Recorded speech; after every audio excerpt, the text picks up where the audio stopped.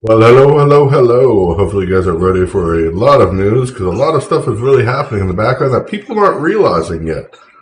What's happening? We'll get to that in just a moment. But hello, Susie. Hello, Teresa. Hello, Sandra. Hello, Nana. Hello, Jackie. Hello, Debbie. Hello, Berenger. Hello, Michelle. Hello, Tia. Hello, Richard. Hello, Dave. Hello, Rodney. Hello, Sabrina. Hello, Michael. Hello, Brian. Hello, Richard. Hello, Teresa. Hello, Rodney. Hello, Susie. Hello, Mackenzie. Hi, Karen. Michael's in here. Yep. Deborah. Hello, Deborah. Sandra. Eden. Other Susie. Hopefully, everyone's having a great night. Hello, Joe, of course, and Nana, which I know is out here somewhere. Hi, Billy. A little bit crazy. First, we're going to go over some news that pretty much everybody knows what's going on, But we're going to talk about how it's going to affect America. Then we're going to get into interesting story I found, and I did a lot of research. I'm not going to go through and re-say what I already have. Do I have an aquarium? No, I do not have an aquarium. I have hydroponic vegetables that are growing. If you can hear that noise in the background, that's what you hear. Attacks on Russian ships are coming. They're not here yet, but they are coming. As we're, of course, talking about putting ridiculous weapons in. But first, let's get to oil production and what it would take for companies to ramp up production here in the United States. Because companies are focused on keeping production steady and rewarding shareholders after two recent crashes. Even with oil prices above $100 a barrel, the average over $4 a gallon at the pump, fracking still shows little interest in ramping up output. Companies including Devon, Ergen, and Occidental Petroleum, which Occidental Petroleum I had been involved with since the beginning.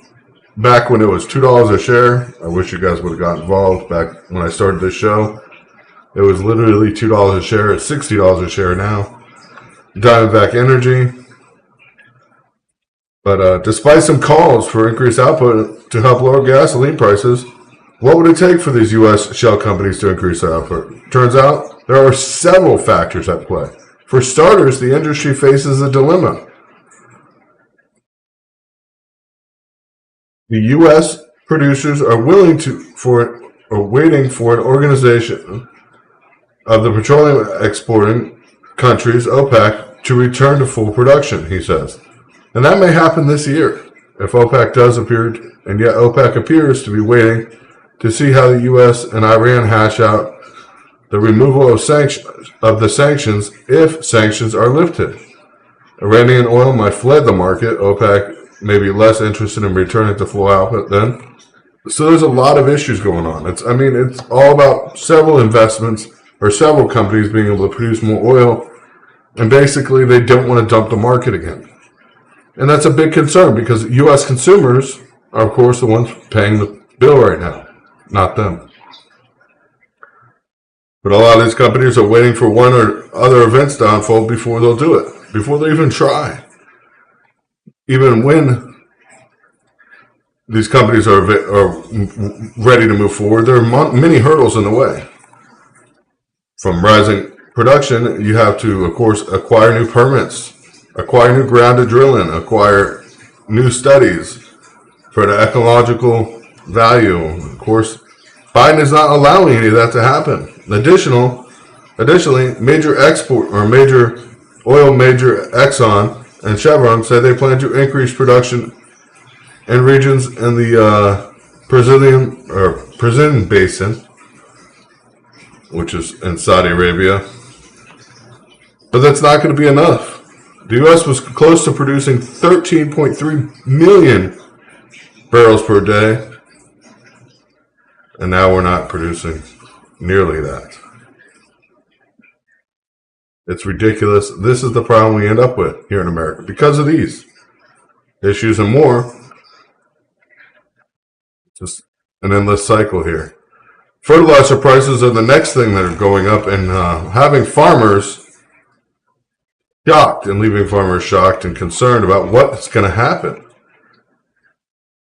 Many fertilizer salespeople and farmers themselves, including a fertilizer salesman in West Africa that for maize and rice, says he has never seen such a severe supply shortage and high prices.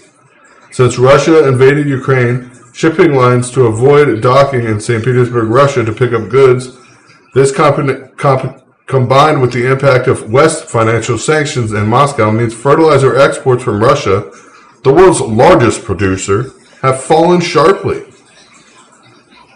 Sellers elsewhere, such as Senegal and Morocco, but was told that their orders books were full until the end of this year. Maybe we'll find one or two different options from Russia, but it's going to be very expensive for farmers going forward. Fertilizer prices, already high before the war, are reaching record heights amidst the persistent drop of Russian supply, according to analysts around the commodities market. At the same time, more expensive natural gas, another Russian export and crucial ingredient in fertilizer manufacturing, has led European fertilizer factories to cut production. As a result, fertilizer around 3 to 4 times is more expensive today than it was in 2020. A far-reaching consequence for farmers and income, crop yields, and food prices. Commodity prices are hot right now, but the price investors pay on the open market for commodities such as copper, coffee, corn, have little to do with prices consumers pay in the store. Consumers are paying a lot more in the store, and those prices will take maybe a year to hit the extremes they're seeing on the commodities market. This is going to be devastating. Devastating. Gas went down 10 cents today. Well, that's good. It looks like gas is going down. Yeah, Germany's hooked on Russian oil. The world is hooked on Russian supplies. Fertilizer is the biggest market out of Russia that the world depends on. It's not like the world doesn't depend on Russian fertilizer, because we do. We depend on it to grow our crops, because we genetically modify them to the point where they're perfect to grow on the fertilizer that comes out of Russia. Merrick, of course, has been working years to be that point.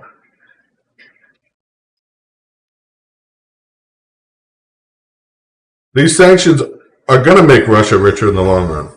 Sad to say. Russia is, of course, causing anybody that wants to buy oil from them now has to buy it in Russian rubles, which means all their currency that's out in the world is getting pulled back into their country, meaning they no longer have a financial liability to any other person. Once they no longer have financial liability, they can literally make or break the market. They control their own market at that point.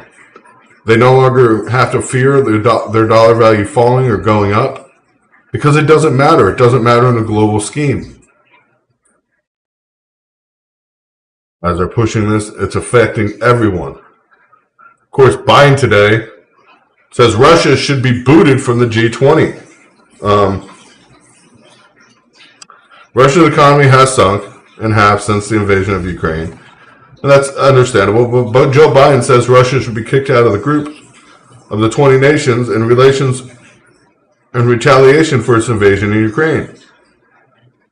A major step that would further isolate the Kremlin and restrict, say, its global economy. Russia's membership in the group, which represents the world's major economies, was discussed during the emergency meeting with key allies in the U.S. Biden told reporters during a news conference at NATO headquarters in Brest. He noted that the decision on whether to boot Russia from the group is up to the other G20 members. Other members declined to revoke Russia's membership. Of course they would, because they are a world market. It is part of the global economy. We see it affecting the globe just from the sanctions that were placed already. Russia's not feeling the effects that the rest of the world is feeling, but we are. I mean, there's a shortage of every product on the market, because when you short of fertilizer and you short actual grain production, which comes from Russia, and oil and natural gas, those are the lifeblood of the world.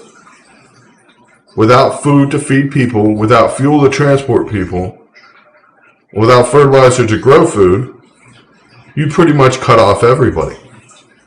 Whether you see it that way or not, it is a big problem. Of course, the G20 does not only include Western democracies, but also tyrannical and authoritarian governments such as China, Saudi Arabia. But the group works to address major issues impacting global economy. And this is a major impact to global economy.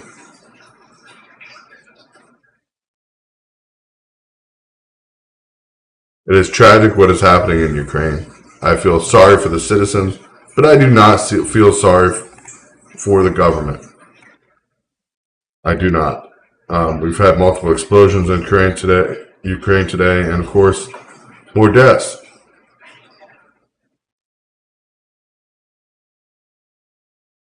G7, of course, leaders want to hold President Putin and the architects and the supporters of the aggression against Ukraine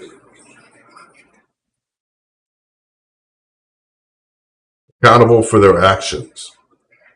What does that mean, accountable for their actions? Are we going to ever be held against or accountable for our actions? We've invaded multiple countries for weapons of mass destruction that didn't exist. From civilians, of course, just wanting to be free. Question is, where does it stop and where does it start?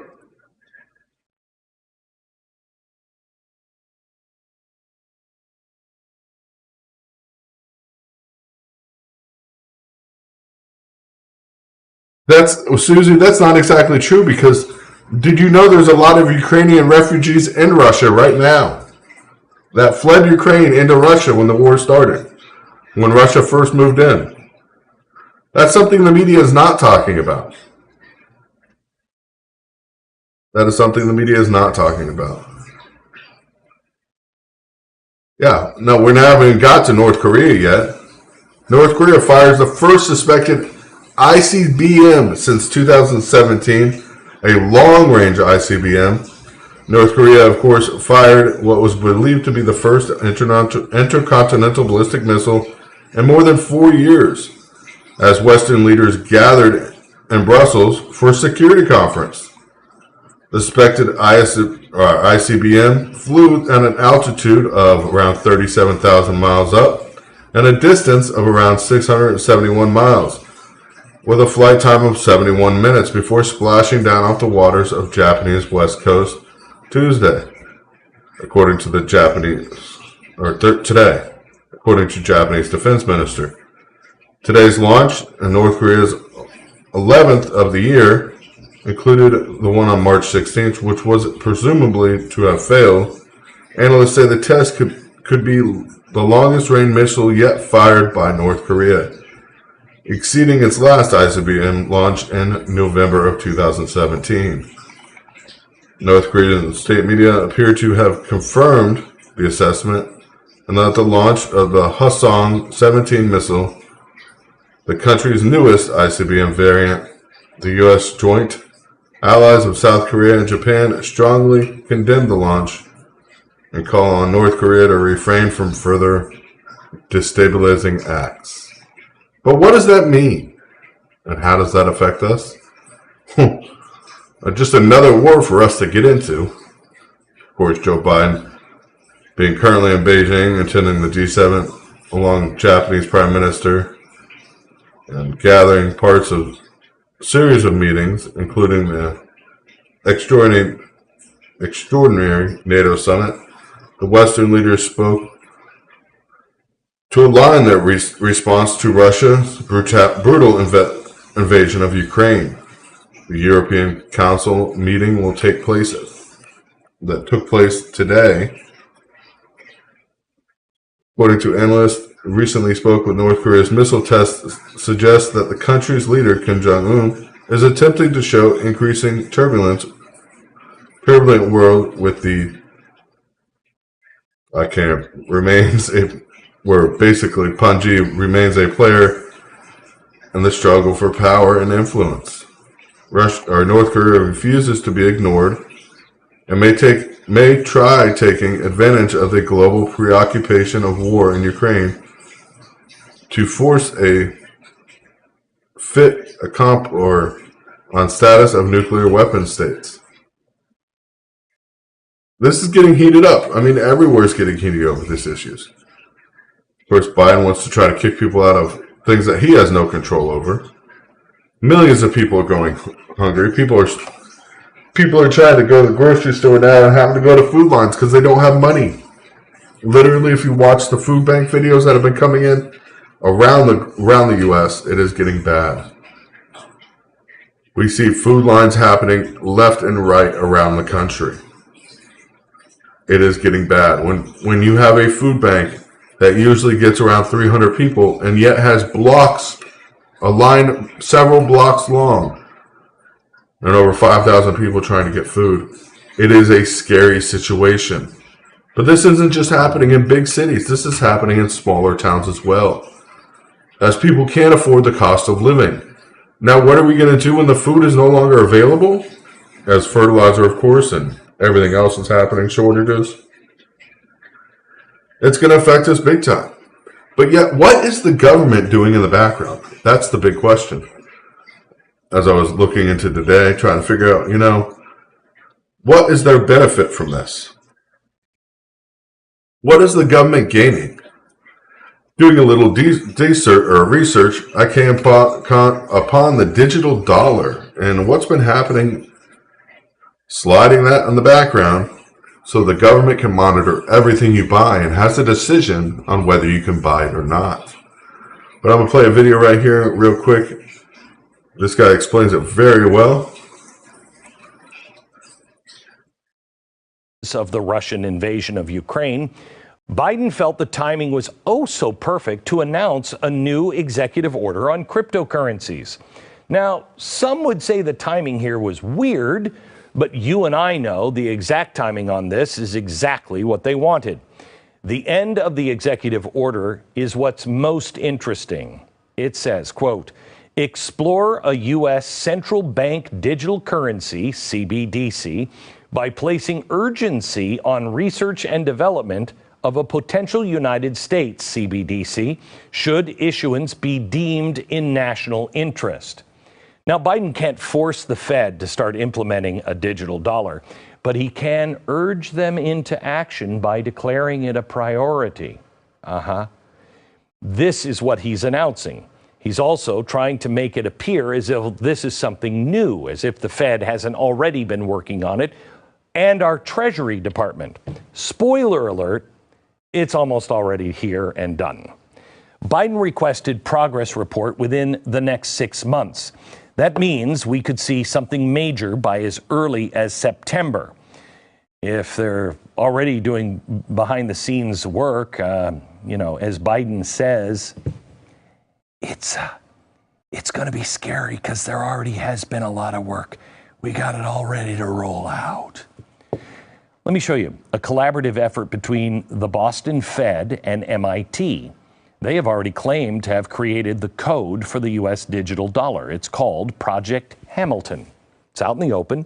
The name is significant as Hamilton was the first to advocate for a central bank. Make no mistake, the digital dollar is all about centralization and control. That's why they say in these projects, why they say we can't use blockchain, because we need to be able to see. It's the opposite of what digital currencies like Bitcoin were created for. Keep in mind, Biden's executive order a couple of weeks ago asked the Fed to solve the digital dollar puzzle. But the Fed has already announced they've solved it. You can go to their website and even collaborate on code writing. The entire 35-page white paper is published online. So, what did they come up with? It's exactly what we feared it would be. Blockchain makes Bitcoin a juggernaut in privacy and decentralization, but the new digital dollar doesn't use blockchain. The Hamilton system, controlled by the Fed, verifies all transactions. There would be a record of everything you spend your money on. Okay. There'd be no privacy. Okay. And the Fed is your banker. There would also be no auditing of what the Fed does with the money. They could generate $10 trillion and give it to Hunter Biden and no one would ever know. Well, there would be a rush on hookers and cocaine, so we might figure that one out. Financial experts are already screaming that this will be the end of the banking system. If you've already tried to decouple from the large banks and gone to local small banks and credit unions, the digital dollar will destroy them. Now, with that said, also the big banks. But who cares? Because the big banks just have fancy names like Bank of America. They're all owned by the Fed. It's one group.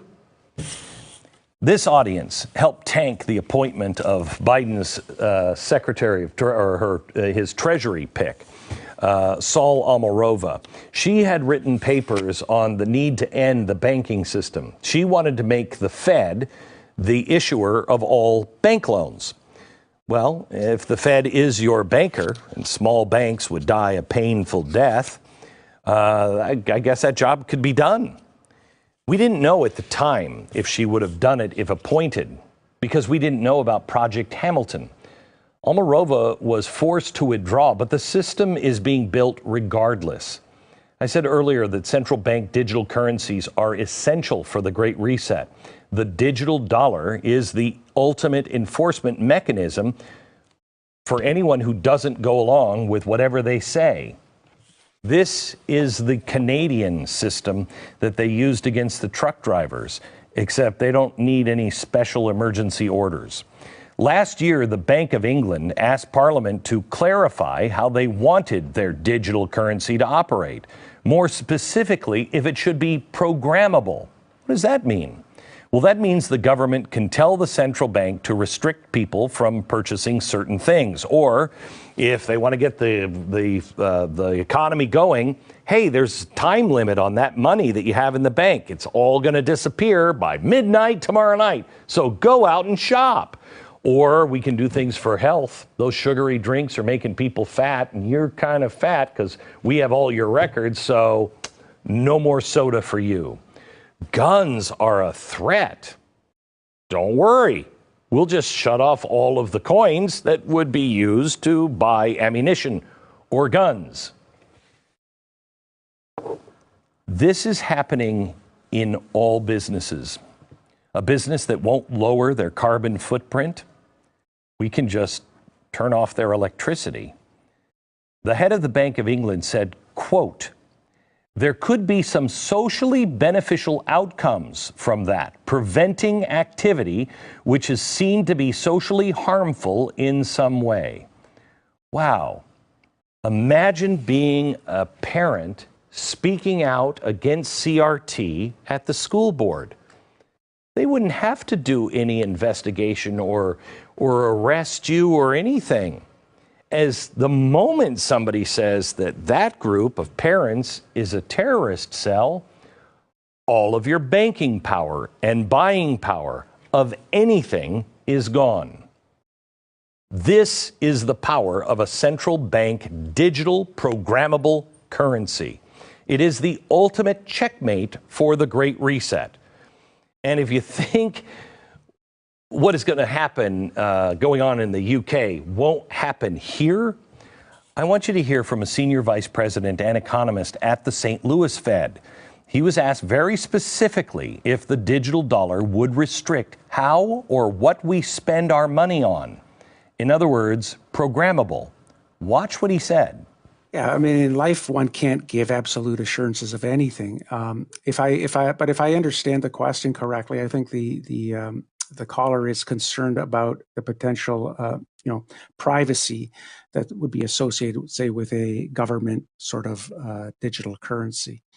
This is an ongoing debate that we have all the time about how much privacy is desirable. I mean, there's a bit of a trade-off here as well, because we don't know, for example, what sort of entities might make use of these central bank digital currencies for nefarious purposes, say to finance terrorist activities. So, we might want the government to monitor certain types of transactions as well. And, we see this in the anti-money laundering laws and the KYC laws. So there's a trade-off. One can't give assurances for sure, but I mean, I think what we can be assured of is that Congress will respond to the electorate's concerns, and this is kind of the best we can hope for. Congress is going to respond to you and me. No, they're not. Can I just ask a question? We all understand terror. You would just come out and say, if I was asked that question, I'd say, well, there's already some things that we watch for money laundering, et cetera. But getting involved in what people buy or sell, or no, we have no interest in that. That's really easy. That's a really easy question to answer. You notice he didn't answer that question. He rambled on for a minute and a half about privacy concerns, which he all but admitted there will be no privacy. So everything scary coming out of the UK with their digital currency is exactly what's being planned here.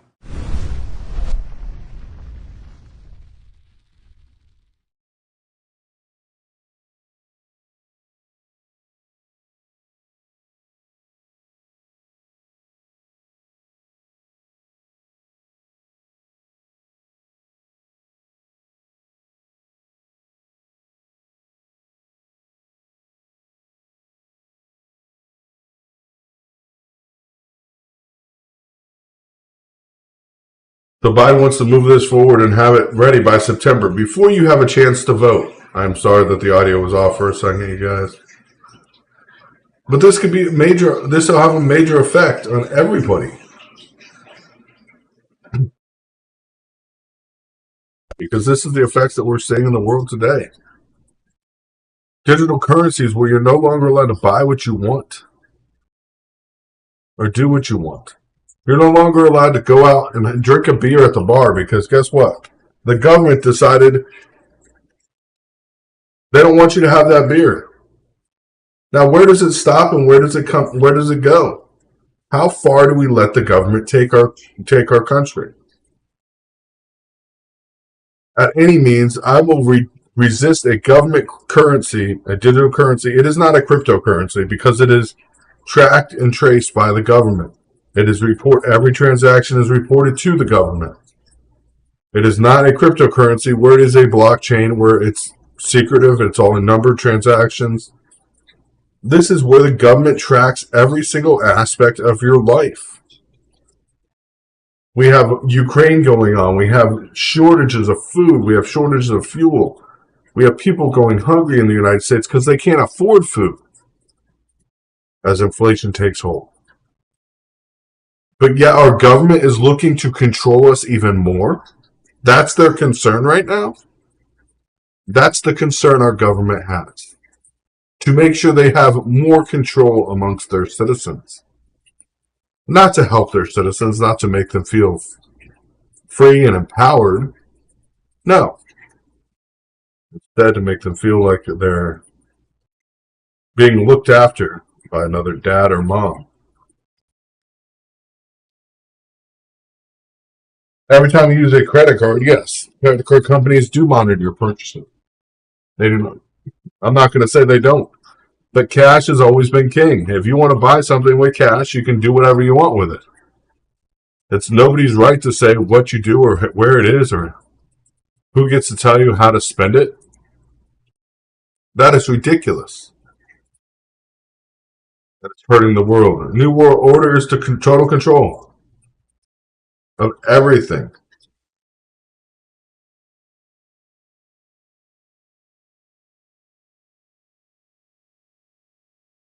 Yeah, they're trying to. Hey, I'm 30. Hey, Teresa, I'm 35, so don't be getting all 35-year-olds like that. Yeah, the government's like a crazy ex-girlfriend. Or the mother-in-law, if you want to really go that route. It's like the mother-in-law. Let's say it that way, not the crazy ex-girlfriend. The mother-in-law. It's like having a mother-in-law that doesn't stop. He doesn't care how you feel. He just wants to make sure she know that you know that she's right.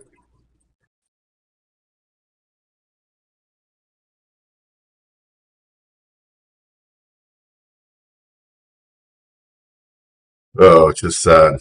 It's sad watching what's happening as NATO boosts defenses in Europe.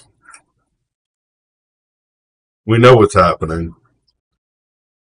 Of course, Europe is saying it faces a grave threat to its security in decades. The gravest of threats. Gas prices are high. And there's no more drilling happening. We got the new Omicron BA.2 subvariant will soon become dominant in the U.S., but nobody's talking about that. Fauci's not even going and talking about anything. We got the markets going crazy during the raise rates and environments and everything that's happening. North Korea's hackers exploit Chrome's 0 days, weeks before the patch. We have Microsoft, that was one of the biggest computer companies in the world, got hacked yesterday. Nobody's admitting what country the hack came from.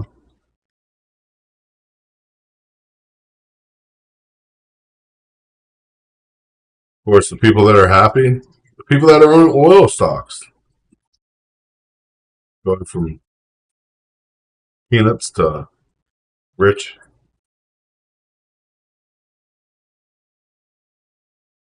Of course, DAs are now going after people that are owning cryptocurrency, saying it's a money laundering operation. It's just a matter of time before they go after anybody for anything, for even talking, for even voicing your opinion. One day they will go after you. And that day is not long from now. I see it here in the near future. Me even talking on this show will have me end up in jail. That will be their position on it. Sharing the truth will not be okay. It's only sharing the truth that they allow you to share.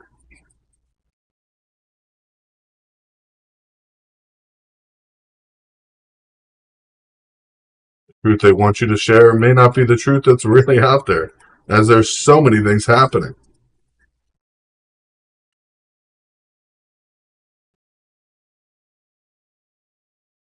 So many things happening out there.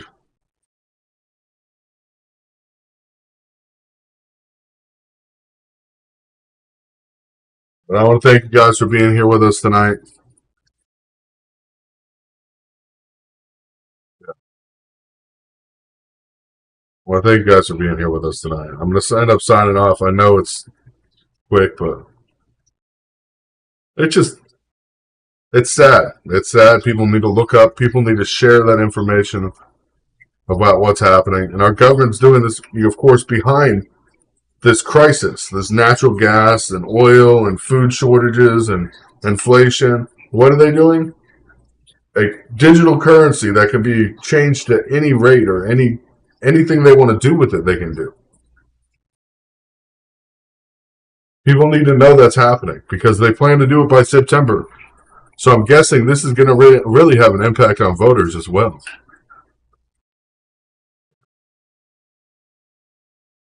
Nest egg and gold and the silver would be a good idea.